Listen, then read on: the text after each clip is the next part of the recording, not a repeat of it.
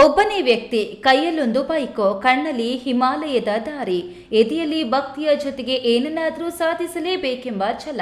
ಇದು ಚಿಂತಾಮಣಿಯ ಚಂದನ್ ಕುಮಾರ್ ಅವರ ಸಾಹಸ ಯಾತ್ರೆ.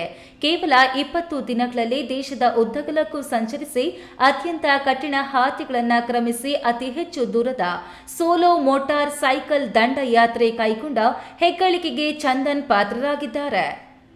ಓಡೋಮೀಟರ್ ರೀಡಿಂಗ್ ಪ್ರಕಾರ 10,695.6 ಕಿಲೋಮೀಟರ್ ದೂರವನ್ನು ಯಶಸ್ವಿಯಾಗಿ ಕ್ರಮಿಸಿರುವ ಇವರು ಎಲ್ಲ 12 ಜ್ಯೋತಿರ್ಲಿಂಗಗಳು ಮತ್ತು ಚಾರ್ಧಾಮ್ಗಳಿಗೆ ಭೇಟಿ ನೀಡಿ ಈ ಮಹತ್ತರ ದಾಖಲೆಯನ್ನ ಬರೆದಿದ್ದಾರೆ.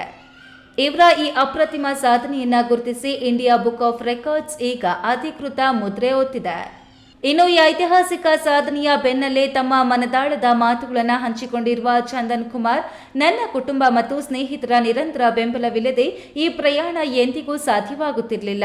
ವಿಶೇಷವಾಗಿ ನನ್ನ ಬೆಂಬಲಕ್ಕೆ ನಿಂತ ಥ್ರೋಟಲ್ ಕನ್ನಡಿಗರು ತಂಡದ ನನ್ನ ರೈಡ್ ಸ್ನೇಹಿತರಿಗೆ ಧನ್ಯವಾದಗಳು ಎಂದಿದ್ದಾರೆ.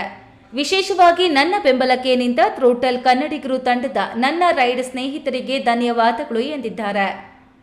ಯಾತ್ರೆಯ ಮಧ್ಯೆ ಬೈಕ್ ಬ್ರೇಕ್ ಡೌನ್ ಆದಾಗ ರಿಪೇರಿ ಸಮಯದಲ್ಲಿ ಸಹಾಯ ಹಸ್ತ ಚಾಚಿದ ಮತ್ತು ತಮಗೆ ಮಾನಸಿಕ ಶಕ್ತಿ ನೀಡಿದ ದೇಶದ ಮೂಲೆ ಮೂಲೆಯ ಅಸಂಖ್ಯಾತ ಅಪರಿಚಿತರನ್ನ ಚಂದನ್ ನೆನೆದಿದ್ದಾರೆ.